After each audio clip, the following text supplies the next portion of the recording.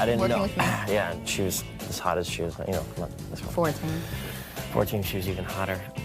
But I'm not allowed to say that. I've heard about you. And you'll be caught soon. I know you will. I will.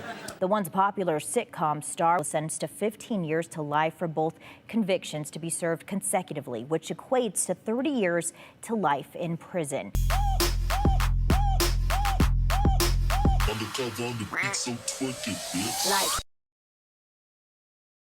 Bonjour, bonsoir tout le monde, je suis ravie de vous retrouver aujourd'hui pour ce week-end spécial. Alors spécial quoi? Parce que je vais pas vraiment dire That 70 Show, parce qu'on va devoir aborder That 70 Show, la série, mais je vais pas faire comme d'habitude, vous parler de tous les acteurs, de tout leur parcours avant la série et après la série. Aujourd'hui, la vidéo va un peu plus se porter sur un monstre qui se cachait dans That 70 Show. Je vous ai parlé de lui, il s'agit de Danny Masterson, c'est dans une actu du mois, parce qu'il a pris 30 ans ferme pour abus sur femme. Mais voilà, comme c'était une actu, j'avais vite fait parler du sujet. Mais là, on va vraiment creuser dans tout ce truc, comment tout ça a commencé. Et on va aller déterrer les cadavres de tout ce beau monde, y compris les cadavres donc d'Ashton Kutcher. Donc écoutez, prenez vraiment de quoi manger, de quoi boire, préparez-vous un thé, les petits gâteaux, etc. Je vous préviens aussi, bon, j'ai mis un petit warning au début, mais on va beaucoup parler d'abus. Donc c'est parti, assez blablaté. La série That 70 Show est donc une série américaine qui fut diffusée pour la première fois le 23 août 1998. Et la série a duré 8 saisons. Ça a quand même donné lieu à des séries dérivées. En 2002, par exemple, il y a eu un spin-off qui s'appelait That 80s Show. Malheureusement, le succès n'a pas été au rendez-vous et ça a été annulé après seulement 13 épisodes. Il y a également un remake anglais, ça s'appelait Days Like This. Bon, là encore, ça n'a pas marché, donc au bout d'10 épisodes, c'était fini. Et en 2021, Netflix a lancé un spin-off, That 90s Show, qui a duré 2 saisons, mais on a pu retrouver d'anciens acteurs de That 70 Show, notamment Ashton Kutcher et Mila Kunis. Avant la fin de la série, il y a Topher Grace qui a quitté la série. Il voulait se consacrer au cinéma. Et il y a également Ashton Kutcher qui... Alors, il était encore là dans la dernière saison, mais il était plus en guest. Donc, il n'était pas aussi fréquemment là que dans les autres saisons. Donc, ça a commencé, les audiences à décliner sérieusement. Et la série s'est donc arrêtée à la 8e saison. Donc, il y avait qui parmi tous les comédiens? Bon, Topher Grace, Ashton Kutcher, Mila Kunis, Danny Masterson, également Wilmer Valderrama et aussi Laura Prepon. Wilmer Valderrama, il avait un petit peu d'expérience, mais vraiment vite fait. Il avait quelques apparitions dans des séries et il a décroché le rôle de Fez dans That 70 Show alors qu'il avait presque 18 ans. Il allait sur ses 18 ans. C'était donc en 97. Donc quand même, vous comptez quelques mois avant la diffusion. Topher Grace, lui, il allait sur ses 20 ans. Il a décroché le rôle d'Eric. Il avait rien fait avant. Il s'était juste fait repérer dans une pièce de théâtre et il a directement été pris pour jouer dans la série. Laura Prepon, de son côté, avant qu'elle joue dans la série, elle était mannequin et elle a donc décroché le rôle de Donna Picciotte alors qu'elle allait sur ses 18 ans, tout comme Ashton Kutcher qui était aussi mannequin et lui, il a décroché le rôle de Michael Kelso à l'âge de 19 ans. Il allait sur ses 20 ans. La Benjamin du groupe, il s'agit de Mila Kunis qui a décroché le rôle de Jackie Buckert alors qu'elle n'avait que 14 ans. Quand elle a auditionné pour le rôle, les producteurs lui ont demandé si elle allait avoir 18 ans très bientôt. Elle a dit oui, j'aurai 18 ans, mais elle n'a pas précisé quand, donc elle avait que 14 ans. Et au final, quand ils ont découvert le poteau rose, ils l'ont quand même gardée parce qu'elle était juste ce dont ils avaient besoin pour le rôle. Et le plus âgé, c'est donc Danny Masterson. Alors lui, on connaît aussi son plus jeune frère, Christopher Masterson, qui joue Francis dans la série Malcolm. Il a aussi une demi-sœur qui s'appelle Alana, qui joue le rôle de Tara dans The Walking Dead. Et Chris et Danny sont les fils d'un courtier d'assurance qui s'appelle Peter. Leur mère s'appelle Carol. Ils ont grandi à Albertson, à Long Island, et leurs parents divorcent en 1984. Leur mère s'est remariée l'année suivante avec un certain Joe, et là, tous étaient membres de la Scientologie. Donc, elle a rencontré son nouveau mari grâce à la Scientologie, et ce beau-père, Joe, a essayé d'aider Danny et Chris à réussir dans le show business, et c'est leur mère Carol qui était leur manager. Et il y a un ami des demi-frères et sœurs de Danny, qui s'appelle Levin et qui confie que déjà à cette époque-là, Danny faisait preuve d'un type d'arrogance que la scientologie vous inculque. Cela vous donne une sorte de confiance en soi qui est utile aux personnes qui veulent devenir acteurs. Alors effectivement, Danny a fait pas mal de publicité.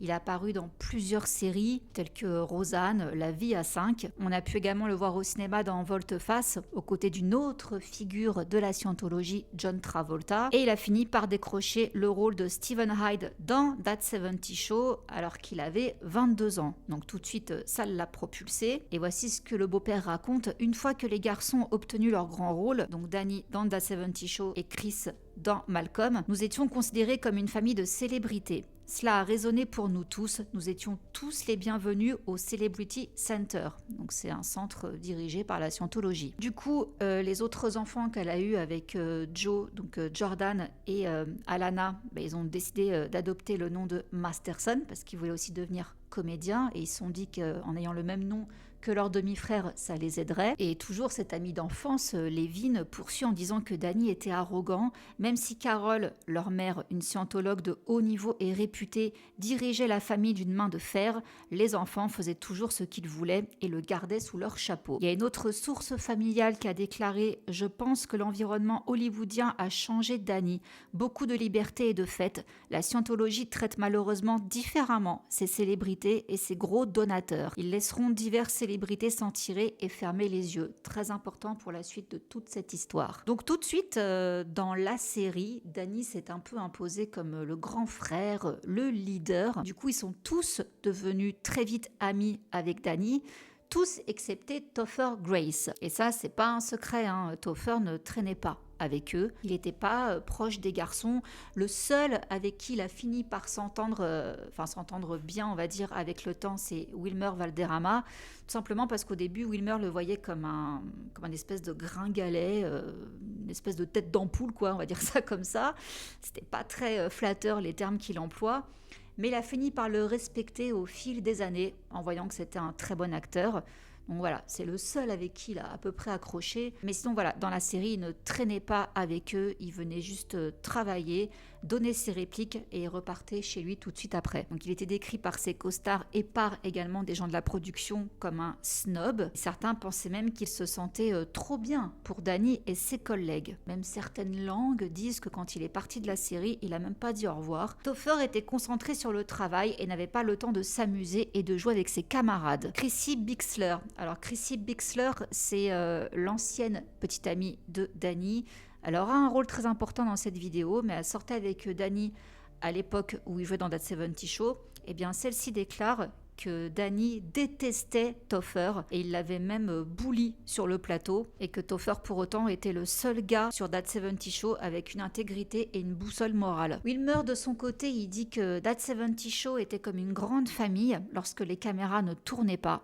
Les acteurs et moi organisions ces petits dîners que nous faisions parfois et parfois nous nous souvenons de ces jours où nous allions au travail, rions toute la journée et faisions semblant d'être des acteurs. Nous nous sommes beaucoup amusés, nous étions frères et sœurs l'un pour l'autre. Vous passez 8 ans et 200 épisodes avec un casting et vous savez pertinemment que ce seront des amitiés éternelles. Alors effectivement, Wilmer, Danny et Ashton, ils étaient constamment collés les uns avec les autres. C'était le trio infernal dans les soirées hollywoodiennes. Et d'ailleurs, il y a même Wilmer qui avait, parce qu'il allait sur ses 18 ans, donc il a invité Danny ainsi que 2 autres acteurs pour sa remise de diplôme, puisqu'il était encore au lycée. À la base, il avait invité tout le monde, mais il n'y a que Danny et 2 autres personnes qui y sont allées. Donc preuve que Danny adorait Wilmer et qu'il était très proche de lui. Et de son côté, Ashton n'a jamais caché son admiration pour Danny. Pour lui, c'était un mentor.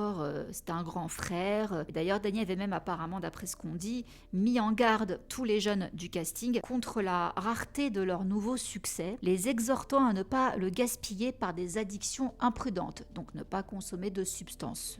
Oui, bien sûr. Bon, exemple de l'amitié de ce trio, des 3 garçons. Ils se sont rendus au Costa Rica en 2002 pour assister à l'ouverture d'un nouveau casino et complexe hôtelier. En 2003, Ashton, Danny et Wilmer ont même pris un restaurant ensemble. Donc, ils ont été copropriétaires du Dolce à Los Angeles. Mais il a fermé ses portes en 2009 et on a même pu retrouver des années plus tard Ashton Kutcher et Danny produire une série dans laquelle ils ont joué. Et il y avait également Wilmer qui est venu jouer quelques épisodes épisode avec eux. Il s'agit de The Ranch, qui était donc sur Netflix de 2016 à 2017, avant que tout ne bascule. Danny a également investi avec son frère Chris, donc Francis de Malcolm, et Laura Prepon, donc sa co-star, dans le Card Player Magazine. Et pourquoi avec elle ? Parce qu'en fait, Laura, via Danny, a donc rencontré Chris et elle est restée en couple avec son frère pendant des années. Pendant 8 ans, de 99 à 2007. Et à ce qui paraît, elle en a vu de toutes les couleurs. Chris, j'étais très déçue d'apprendre ça, a mauvaise réputation. Pas autant que son frère, mais à ce qui paraît, c'est juste un gros naze, quoi. Il est pas sympa du tout, ok ? Donc Laura Prepon, non seulement c'était devenue une grande copine de Danny, mais c'est donc aussi sa belle-sœur, sans le mariage, mais vous avez compris. Et même après qu'elle se soit séparée de Chris, elle est restée en très bons termes, très proche de Danny. Et l'a même initiée à la scientologie. Pour ce qui est de Ashton et Mila, il n'a jamais été dit publiquement qu'ils étaient scientologues, hein, je le précise, même encore aujourd'hui, ils ne l'ont jamais dit. Mais vous verrez quand même que ils traînent qu'avec des scientologues, quoi. Bon, en tout cas, Laura s'est complètement convertie. Le casting a assisté même à des événements organisés par la scientologie. Donc on a pu les voir 2 années de suite, en 2003 et 2004, se produire lors du Christmas Stories. Donc était présent Danny, normal, Ashton, Mila, Wilmer et Laura. Et plus tard, lors du procès de Danny, il y a une ancienne scientologue qui s'appelle Claire Headley qui a témoigné en disant que Danny aurait été chargé de convertir ses collègues dans la série, dans la scientologie. Apparemment, c'était aussi le cas de Chris sur Malcolm, sauf que déjà l'acteur principal, papa, il était très protecteur envers les jeunes membres du casting, donc non. Les producteurs également faisaient très attention aux enfants, et de toute façon, Francis a vite été dégagé dans son école militaire, tout ça, donc il n'était pas vraiment présent sur les plateaux. Donc voilà, il n'a pas pu faire ce qu'il avait à faire, tant mieux. Et là, on a un expert en scientologie, retenez-le bien parce qu'il va ressortir dans ma vidéo, il s'appelle Tony Ortega. Donc, c'est un expert en scientologie, il écrit beaucoup d'articles. Il a déclaré à propos des frères Masterson, donc Danny et Chris, il ne fait aucun doute que leur tâche était d'amener autant d'acteurs que possible à la scientologie. C'était leur travail. Et comme je vous disais, donc Ashton, Danny et Wilmer faisaient beaucoup de soirées. Ils n'avaient pas très bonne réputation.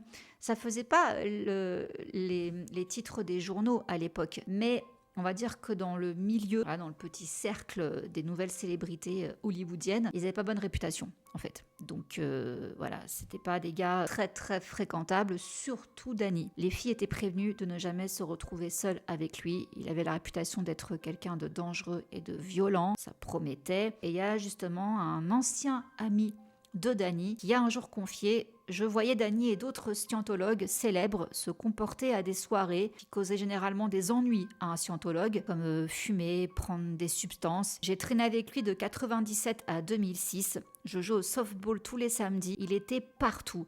Il nous invitait à des fêtes et j'ai commencé à me connecter au monde des célébrités de la scientologie. Danny nous a fourni des laissez-passer pour toutes ces soirées, ainsi que pour les coulisses. Il faisait de DJ dans ses soirées, donc oui, il s'appelait DJ Donkey Punch. Après, il s'est fait appeler DJ Moms quand il a commencé à avoir un petit peu plus de succès. Et rien que là, déjà, il y a un problème, si vous voulez. Donkey Punch, c'est dégueulasse ce que ça veut dire. C'est un argot qui désigne l'acte de frapper une partenaire femme, féminine, dans la nuque pendant un rapport sexuel par derrière afin de déclencher un réflexe de crispation. Voilà, donc c'est ça son nom de DJ à l'époque. Bon bref. Et cet ancien ami poursuit en disant: je savais qu'une de ses victimes d'abus, donc Chrissy, sa petite amie officielle de l'époque, était à ces soirées. J'avais des soupçons. Il se passait toutes ces conneries de manière silencieuse. Voilà, c'était pas un grand secret, quoi. Voilà, donc ce joyeux trio, avec parfois le frère Chris qui faisait partie de la bande, comme je vous dis, faisait beaucoup de soirées.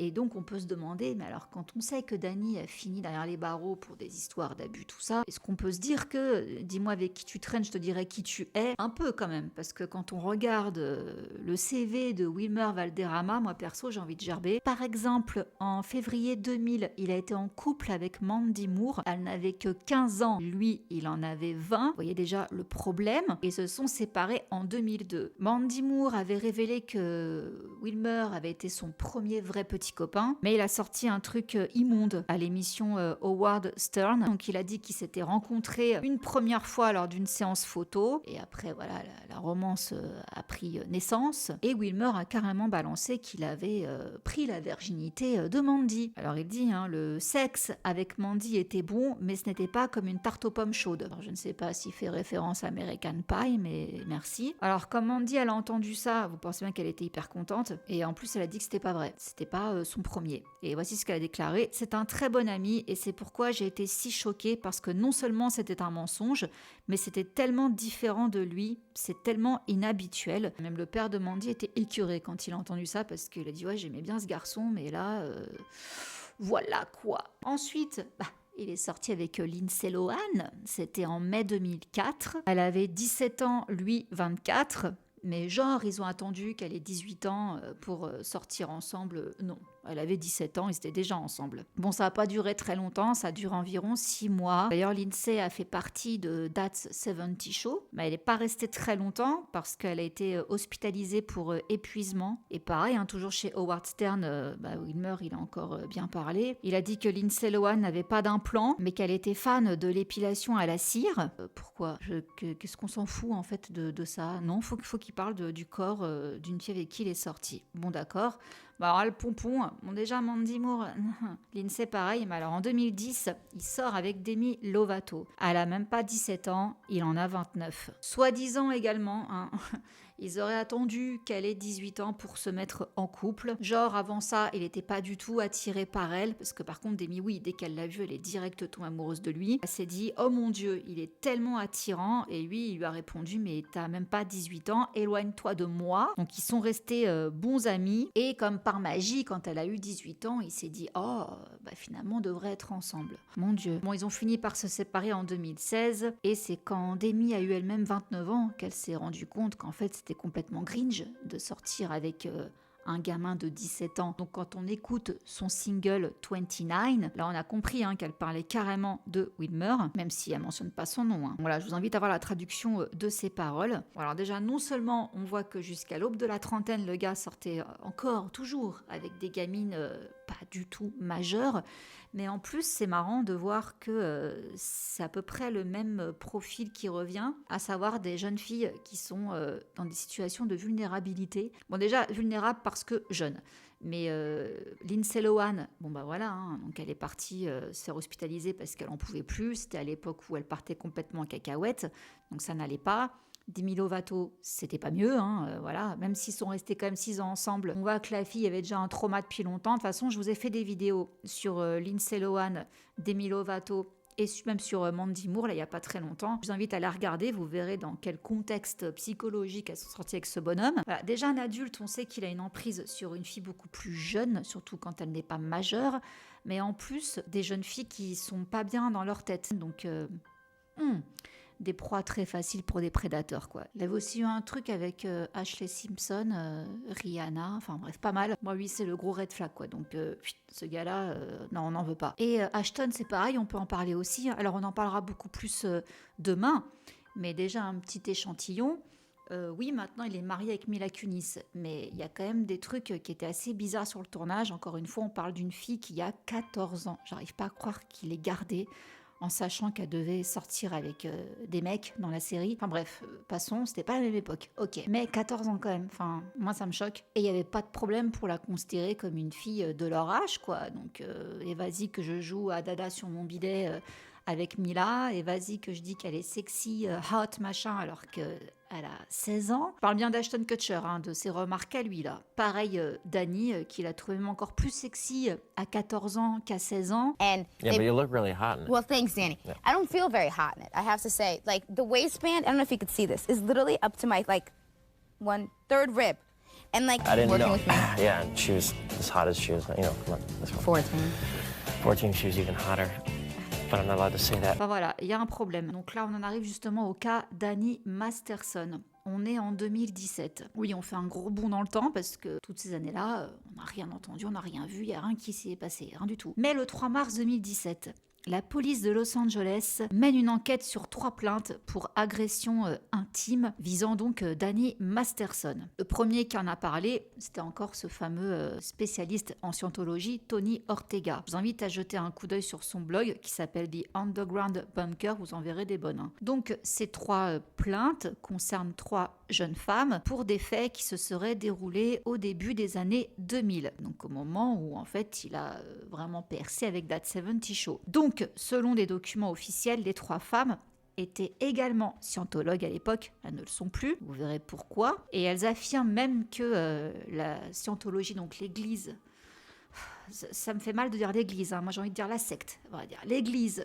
de scientologie était au courant, mais elle a complètement étouffé l'affaire. Et le 2 novembre 2017, il y a une 4e personne qui accuse Danny Masterson d'agression intime. Pareil, ça s'est passé à la même période que les 3 autres, au début des années 2000. À ce moment-là, donc Danny est en train de jouer dans The Ranch, qu'il coproduit avec son grand pote Ashton Kutcher. Sauf que là, l'affaire, elle a commencé à sortir. Et il n'y a pas de mesures qui sont prises par Netflix pour le dégager. Donc là, ça fait quand même 4 plaintes. Il y a une enquête qui est ouverte depuis 2016. Même s'il ne se passe rien, il y a quand même l'enquête qui est en cours. Et Netflix ne réagit pas. Il y avait même une pétition qui avait circulé sur Twitter parce que les gens étaient indignés qu'ils jouent encore dans une série sur Netflix. Et là, c'est marrant comment c'est un petit monde. On a un homme qui s'appelle Yetman, qui est un des producteurs Netflix. Et en plus, la femme de ce bonhomme, c'est aussi une productrice de chez Disney. Il était à un match de foot, donc il coachait en fait une équipe d'enfants. Et à ce même match, l'équipe adverse était coachée par un homme qui était qui est le mari d'une autre victime. Donc leurs filles respectives jouaient dans les équipes coachée par leur père. C'est un petit monde. On va l'appeler Jendo 1 pour le moment, parce que c'est comme ça qu'elle se faisait appeler. Du coup, elle va le voir et elle lui demande pourquoi Netflix n'a pas pris encore de mesures pour virer Danny suite à tout ce qui est en train de se passer, quoi. Et le gars, il lui a dit, tout simplement parce qu'on les croit pas. Et là, Jendo 1 est resté scotché par cette réponse et lui a dit mais je suis l'une d'entre elles, je suis l'une de ces victimes. Bon, forcément le mec est devenu blanc, donc elle est partie. Il est revenu vers elle 1 heure plus tard, histoire de clarifier les choses, il sentait qu'il avait fait une grosse boulette là. Donc il lui a dit qu'il ne savait pas qu'elle était l'une des victimes, oui forcément, il lui a pas dit au début, et elle s'est mise à pleurer en lui disant écoutez, j'espère que personne ne dira jamais ça à votre fille. Il lui a alors dit qu'il ne pouvait pas décider si Netflix allait prendre des mesures contre Danny et elle lui a répondu écoutez, Netflix va le regretter parce que c'est une grave erreur. Et là, il lui aurait répondu sur un ton condescendant ouais, on verra. Bon, autant vous dire que ça s'est pas très bien fini pour ce bonhomme, il s'est fait virer de Netflix et Netflix a également viré Danny Masterson. Donc Danny est licencié le 5 décembre 2017. Bon, Danny a réagi en disant qu'il était très déçu de la décision de Netflix et il a réitéré son déni des allégations scandaleuses portées contre lui. Bon, quelques jours plus tard, le 20 décembre 2017, il y a une actrice qui s'appelle Bobette Riales qui était sortie avec Danny, pareil, début année 2000. Je suis restée silencieuse assez longtemps, mais Danny a abusé de moi à plusieurs reprises. Tout ce que je cherche, c'est la justice et d'éviter que cela n'arrive à quelqu'un d'autre, comme c'est le cas depuis un certain temps. Le mois suivant, le 4 janvier 2018, United Talent Agency rompt ses liens avec Danny Masterson. Donc c'est une agence qui était l'agence de Danny depuis maintenant 20 ans. Bon ciao, au revoir, bisous. Et là, on arrive au 12 août 2019, donc plus d'1 an après. On a donc les 4 victimes qui poursuivent Danny ainsi que l'église de la scientologie. Donc en fait, depuis que l'enquête est en cours et que ça a été révélé au public, apparemment elles se font harceler, traquer par la scientologie. Donc dans cette plainte, les 4 filles sont Chrissy, celle dont je vous parlais avant, Bobette Riales, et 2 autres femmes dont on ne connaît pas encore les noms. Donc on les appelle Jendo. Donc déjà il y a la Jendo 1 dont je vous parlais tout à l'heure, là, qui a croisé le producteur Netflix au match de foot des enfants. Et l'autre, on ne connaît pas encore son nom. Le 17 juin 2020, Danny est inculpé de 3 chefs d'abus. Et pourquoi donc que 3 plaintes ? Parce que selon les procureurs, il y a une plainte qu'ils ont refusée parce qu'il n'y avait pas assez de preuves. Et l'autre, il y avait un délai de prescription présumé pour le crime. Alors c'est là où je me suis un petit peu emmêlé les pinceaux. Je pensais vraiment que le délai de prescription s'appliquait tout le temps, mais apparemment pas dans la loi californienne. Donc la seule explication là que j'ai, c'est qu'à mon avis, il a abusé de cette femme-là dans un autre état, où là par contre, il y a un délai de prescription. Du coup, le 17 juin 2020, Danny est arrêté, puis libéré sous caution, une caution de 3,3 millions de dollars, et il sera traduit en justice le 18 septembre. Et le 18 mai 2021, il publie même sur Instagram une photo de lui et de sa femme, tout sourire en taguant le palais de justice. Il avait même commenté la publication Instagram en disant « Le plus beau chauffeur de beurre m'a déposé à l'école aujourd'hui ». Il va pas rire longtemps parce que ce même jour, on a pu entendre le témoignage de Jane Doe numéro 1. Donc on va en apprendre des pas mal, mais là je fais une petite pause parce que je vais pas détailler tout le procès, parce qu'il y a eu 2 procès. Pourquoi 2 procès ? Parce qu'en fait, le premier, les jurés n'ont pas réussi à se mettre d'accord sur un verdict. En plus de ça, il y avait pas mal de choses que les présumées victimes ne pouvaient pas aborder. Par exemple, tout ce qui était scientologie, ça ne pouvait pas être abordé dans ce procès. Donc forcément, ça a beaucoup restreint les victimes dans leurs témoignages, également même dans les témoins, tout ça. Et la juge s'en est rendu compte. Donc ce premier procès a été annulé en novembre 2022. La juge Charlène Olmedo a même déclaré qu'elle avait bien vu que les jurés étaient dans une impasse. Du coup, elle a statué le 28 mars 2023 qu'elle donnait à l'accusation plus de latitude pour présenter des preuves des pratiques et politiques de la scientologie qu'elle avait donc plus étroitement limitées lors du premier procès. Donc au final, c'est qui ? C'est 3 Jane Doe. Donc Jane Doe numéro 1, c'était Jane B. J'ai pas le nom en entier. Ensuite, Jane Doe numéro 2, c'est Nisha Trout. Et Jane Doe numéro 3, c'est Chrissy Bixler, l'ex de Danny. Donc voilà, qu'est-ce qui s'est dit lors des 2 procès, hein, je vous condense tout, sinon ça va être beaucoup trop long.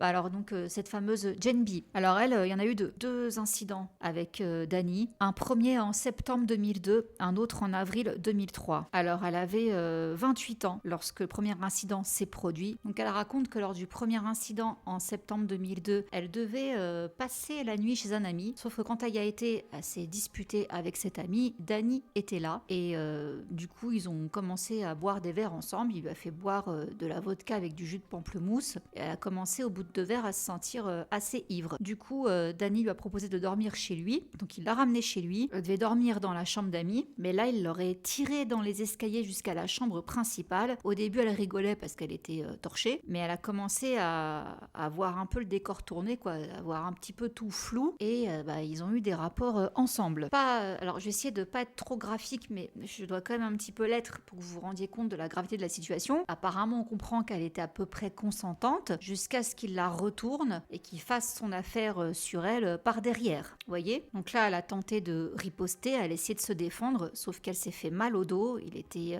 assez violent. Du coup, elle en a parlé à des amis, dont Lisa Marie Presley, qui est également scientologue, et qui devait même témoigner d'ailleurs dans ce procès. Mais elle est décédée entre-temps. Et elle a dit qu'après cet incident, elle avait été parler avec le responsable de l'éthique de l'église de la scientologie et elle avait été forcée de faire la paix avec Danny. Elle a également déclaré qu'elle devait suivre quelques semaines de programme d'éthique et qu'on lui avait fait comprendre qu'elle était responsable de ce qui s'était passé. J'ai compris toute ma vie qu'on ne peut jamais être une victime. Il ne vous arrive jamais rien que vous n'ayez pas causé, quelle que soit la condition dans laquelle vous vous trouvez dans la vie, aussi horrible soit-elle, vous en êtes responsable. Vous avez créé cela. Oui. En fait, si vous voulez, la scientologie, c'est un délire. J'ai commencé à étudier ça parce que j'ai pas oublié que je vous avais promis depuis longtemps que je ferais une vidéo sur Tom Cruise, Katie Holmes et tout ça. Du coup, j'ai commencé à me renseigner sur la scientologie et mon Dieu, ça fait peur, quoi. Mais oui, ça fait partie donc de leur mentalité. Tout ce qui t'arrive de bien ou de mal, c'est de ta faute. Voilà, donc faut avoir ça à l'esprit. Mais donc ça s'est pas arrêté à là. 9 mois plus tard, c'est reparti. Elle s'est rendue chez Danny parce qu'elle devait récupérer un jeu de clés pour quelqu'un d'autre. C'était le 25 avril 2003. Et au final, il y avait du monde qui était là. Donc les gens, des connaissances, qui ont dit reste boire un verre et tout. Elle est restée, elle a bu un verre, un mélange de vodka que Danny lui a servi. Elle a commencé à voir flou. Et là, Danny l'a poussée dans le jacuzzi. Elle était encore toute habillée. Il lui avait dit t'as 15 secondes pour te dessaper. Sauf qu'elle n'était pas en forme, quoi. Donc, il l'a poussée habillée dans le jacuzzi. Et là, pendant le procès, il y a un témoin qui confirme ses dires. Donc, ce témoin dit qu'effectivement, elle l'a vu dans un jacuzzi avec 2 autres femmes et qu'elle était complètement habillée. Elle se rappelait même comment elle était habillée. Elle se sentait même un peu désolée pour elle que Danny l'ait jetée comme ça. Après, elle a vu qu'elle est sortie du jacuzzi. Elle s'est dirigée vers une chaise du patio et elle s'est recroquevillée en boule. Quelqu'un lui a même mis une serviette. Et là, Danny, il est venu et il lui a dit « Hey, laisse-moi t'emmener à l'étage ». Et là, le témoin lui a dit « Waouh ». Genre, qu'est-ce que tu fais? Et là, Danny lui a dit non, t'inquiète pas, je ne ferai jamais ça, c'est ma pote. Il lui a dit juste qu'il l'emmenait aux toilettes pour l'aider à vomir, quoi, pour qu'elle se sente un peu mieux. Sauf que Jen B, elle dit que déjà dans les escaliers, elle disait à Danny non, non, je ne veux pas, laisse-moi, laisse-moi. Il s'est moqué d'elle dans la salle de bain parce qu'elle avait du vomi partout dans les cheveux. Du coup, il l'a traînée dans la douche. Et là, déjà, bon, faut savoir que entre tout ça, la nana, elle est à moitié consciente. Hein. Mais là, dans la douche, elle a commencé à reprendre un peu ses esprits. Et il était en train de la ploter et de lui tirer les cheveux. Et après, elle se souvient qu'elle s'est retrouvée sur le lit. Il était en train d'abuser d'elle, quoi. Donc là, elle essayait de se débattre, mais elle n'arrivait pas à respirer parce qu'il lui avait collé un oreiller sur la bouche. Elle a reperdu connaissance et quand elle a repris conscience, il était toujours sur elle.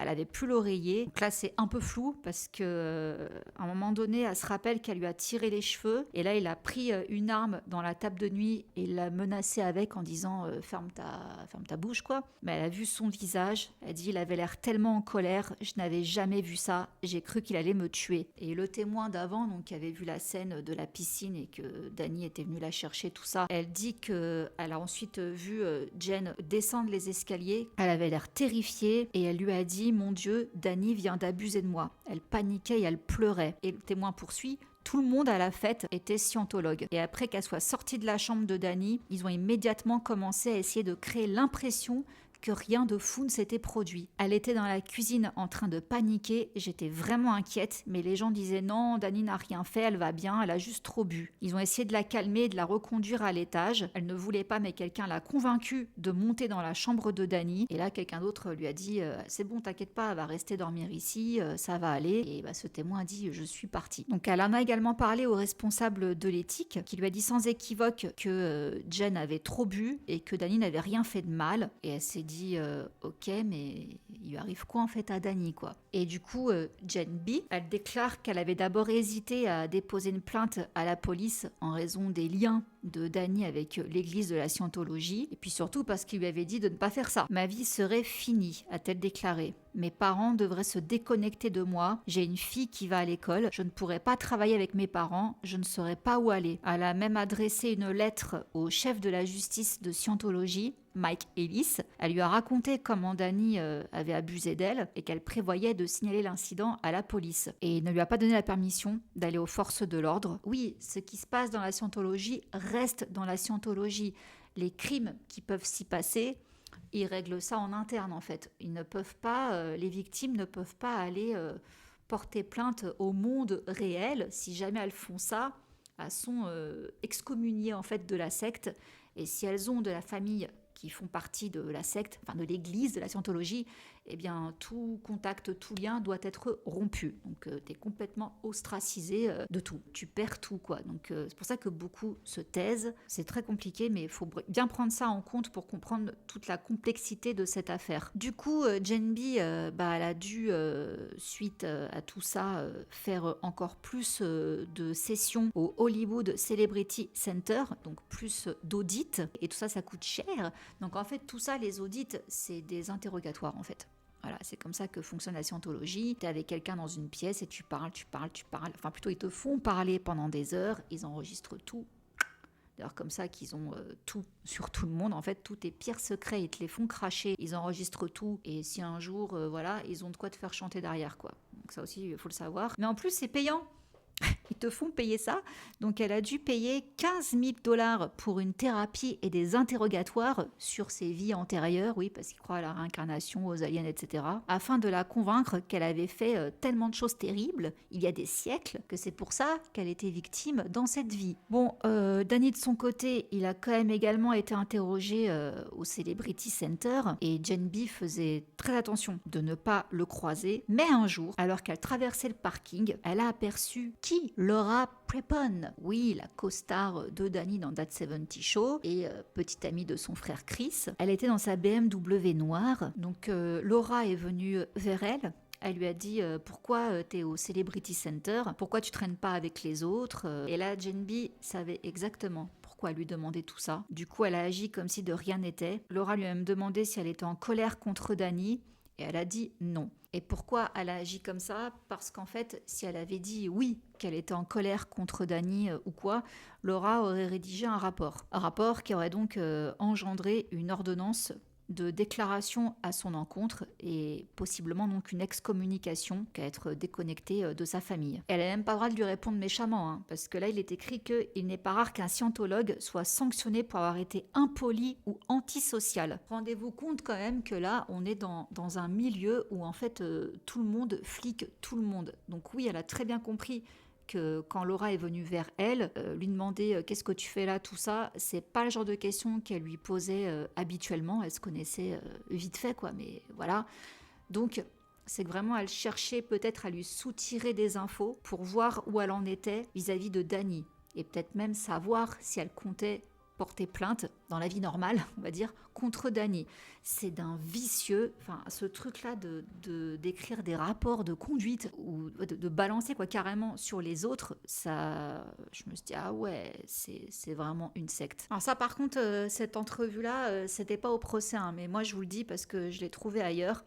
Donc voilà, en tout cas Laura, merci quoi. Bon, suite à tout ça, Jen B, elle en a eu marre. Elle a quand même décidé d'aller déclarer cet incident à la police. C'était le 6 juin 2004, mais la Scientologie a envahi cette enquête, on va dire ça comme ça, en disant que c'était une menteuse. Et l'affaire a été classée. Donc en juillet 2004, on intervient chez son père pour qu'elle se pointe dans les bureaux pour signer les papiers pour qu'elle soit donc dégagée. Elle dit qu'elle n'a même pas pu prendre les pages. En fait, ils ont dit tu touches pas. Juste, ils ont soulevé les coins où elle devait signer. Et elle a vu qu'il y avait un nom qui ressortait. Danny Duncan. Donc c'est un nom de code en fait de Danny Masterson. Et en fait, ce qu'ils lui ont fait signer, c'était un accord de confidentialité. Donc il ne devait pas parler de cette histoire en dehors. Donc là, elle était excommuniée. La plainte ne donnerait rien, mais en plus, tu fermes ta bouche, t'en parles plus jamais. Et ils lui ont versé $400 000 pour l'inviter gracieusement à la boucler. Et si elle rompait l'accord, elle devait payer $200 000 par violation. Bon, à ce moment-là, qu'est-ce que vous voulez qu'elle fasse de plus, quoi? Donc, elle est partie. Mais en 2016, elle a été approchée par un détective qui donc a été au courant de l'incident qu'elle avait eu avec Danny et qui disait qu'il n'arrivait pas à localiser son rapport qu'elle avait fait en 2004. Et elle avait été donc interrogée par rapport à cette grosse enquête donc, qui était en cours sur Danny Masterson. Quand on lui a demandé si elle craignait des représailles suite à son témoignage, parce que déjà elle avait des représailles depuis l'ouverture de l'enquête et que son nom était sorti, elle a déclaré au tribunal devant tout le monde j'ai peur de la moitié des gens dans cette salle d'audience. Ça fait quand même froid dans le dos, oui, parce qu'il y avait beaucoup de scientologues du coup qui étaient présents. Donc non seulement elle craint des représailles de la part de l'église de la Scientologie pour avoir témoigné contre Danny, et elle a également peur qu'il s'en prenne à ses 3 enfants. Maintenant, elle a 3 enfants, et à juste titre, parce qu'elle a déclaré que Danny avait fait en sorte que le fils d'un de ses amis à elle, donc un petit garçon, dise à l'une de ses filles que sa mère était une menteuse et que Masterson ne l'avait jamais, V-I-O-L, accent aigu, jamais abusé d'elle. Et quand sa fille est rentrée à la maison, elle a demandé à sa mère, maman, c'est quoi un V-I-O-L? Donc imaginez, Danny a carrément été voir un petit garçon à qui il a offert des bons becs pour lui dire à la fille de cette femme que sa mère était une menteuse et qu'il n'avait jamais abusé d'elle. Non mais faut être tordu, et on parle d'un mec en plus qui est papa.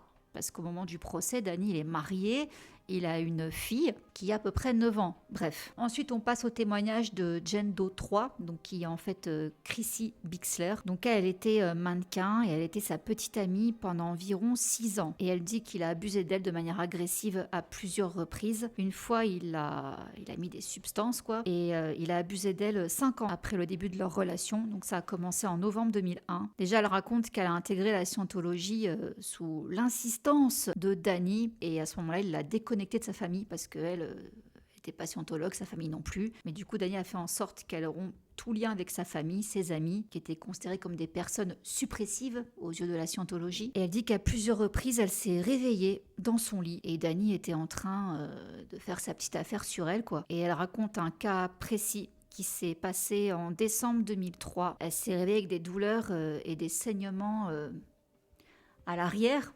Vous vous voyez. Et quand elle a demandé à Danny, mais il s'est passé quoi, il a rigolé. Et il lui a dit que oui, il avait fait ça par derrière. Donc elle, pareil, hein, elle a été voir un responsable de l'éthique de l'église, hein, c'était fin 2003. Elle a dit que Danny avait abusé d'elle dans son sommeil et que voilà quoi, enfin, elle avait saigné quoi. En prime, on m'a expliqué qu'on ne peut pas abuser de quelqu'un avec qui on est en couple. Et encore le même son de cloche, hein, ce qui t'arrive de toute façon, c'est de ta faute. On est tous responsables de l'état dans lequel nous nous trouvons.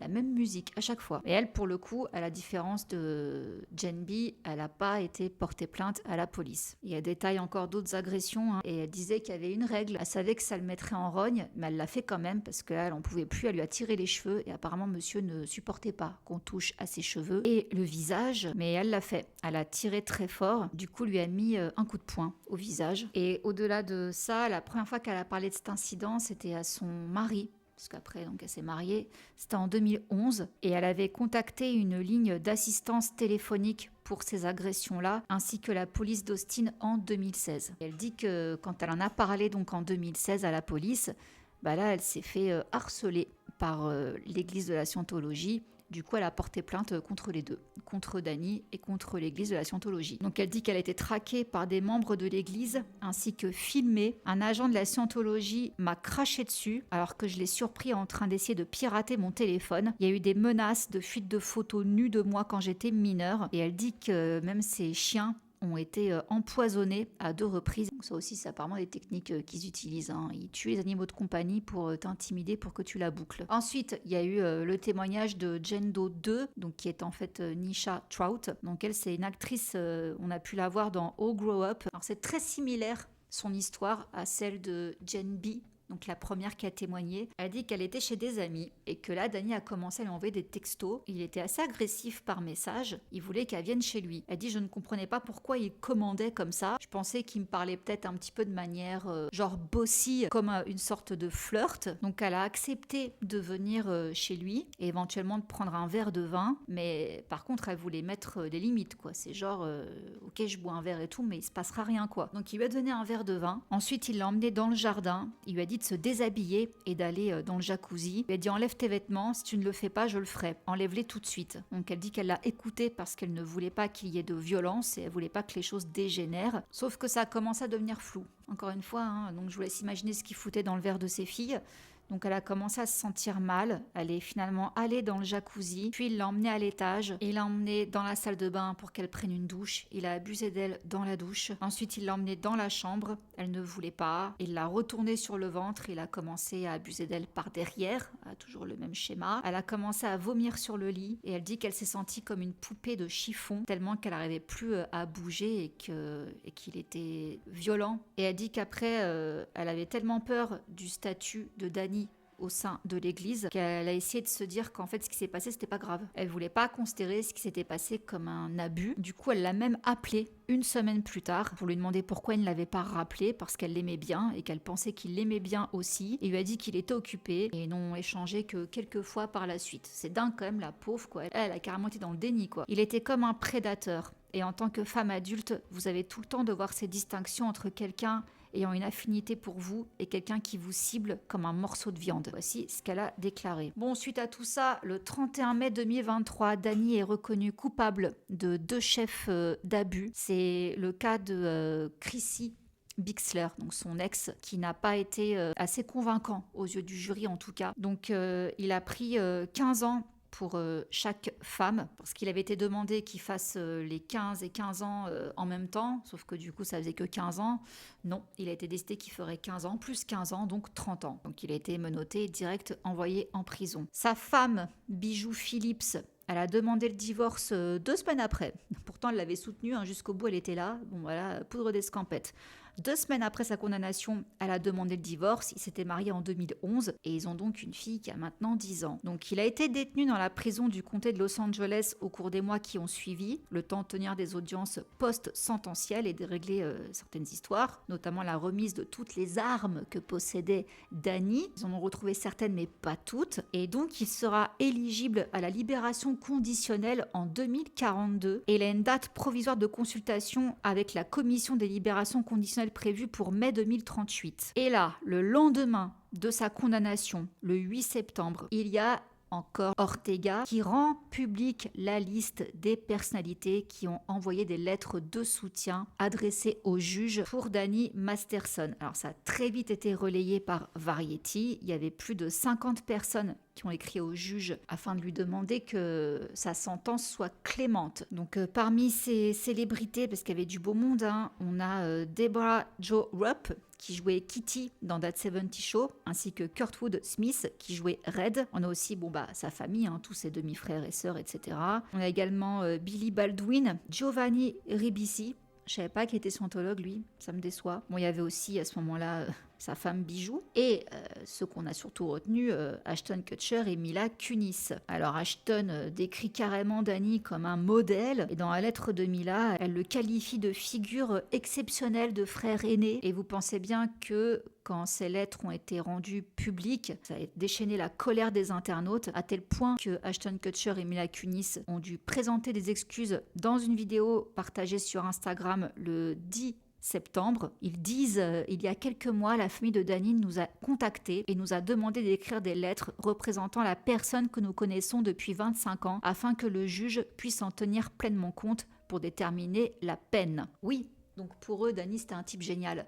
Mais il y en a une quand même qui a ouvert sa bouche dans l'histoire. Elle l'a partagée sur Instagram, c'est Christina Ricci. Oui, Christina. Elle a publié sur Instagram une story où elle dit « Les personnes que nous considérons comme des types géniaux peuvent être des prédateurs et des agresseurs. C'est difficile à accepter, mais nous devons le faire. Si nous disons que nous soutenons les victimes, femmes, enfants, hommes, garçons, nous devons être capables d'assumer cette position. Malheureusement, j'ai connu beaucoup de types géniaux qui étaient adorables avec moi, mais qui se sont avérés être des agresseurs en privé. J'en ai également fait l'expérience personnelle. Croyez les victimes, il n'est pas facile de se manifester, il n'est pas facile d'obtenir une condamnation. » Et là, le 8 septembre, juste avant les excuses publiques de Ashton et Mila, on a Chrissy Bixler. Donc, cette Jane Doe 3, ancienne petite amie de Danny, donc la seule, comme je dis, qui n'a pas eu gain de cause dans l'histoire, qui publie sur Instagram quelque chose d'assez énigmatique. Elle s'adresse à Ashton et à Mila. Alors voici ce qu'elle dit à Mila. « Je prie pour que tu commences à traiter ce que tu as vécu en tant qu'enfant sur ce plateau. Tes anciennes interviews sont très révélatrices. » Pour Ashton Kutcher, voici ce qu'elle dit. « Cher Ashton, je connais les secrets que ton modèle, entre guillemets, garde pour toi. Des secrets qui te détruiraient. As-tu oublié que j'étais là ? Tu étais sur haut-parleur cette nuit où tu as appelé Danny le 21 février 2001. J'ai tout entendu, j'ai entendu le plan. Selon moi, tu es aussi tordu que ton mentor. » Ah, de quoi parle-t-elle ? D'une histoire sordide, les amis. Et c'est là-dessus que je vais m'arrêter. Ça sera ma transition pour demain, où je vous raconterai justement cette histoire, de quoi elle parle. Et on va approfondir encore plus de choses sur monsieur Ashton Kutcher. Je trouve quand même qu'il était important de vous parler vraiment en profondeur de Danny Masterson, un autre monstre d'Hollywood qui est tombé, et ça met justement un bon coup de projecteur, je trouve, sur la scientologie. Voilà, donc j'espère que cette vidéo vous aura plu, et je vous donne rendez-vous demain pour la suite. Mouah. Bisous, ciao. Undercover on the beat, so twerk it, bitch.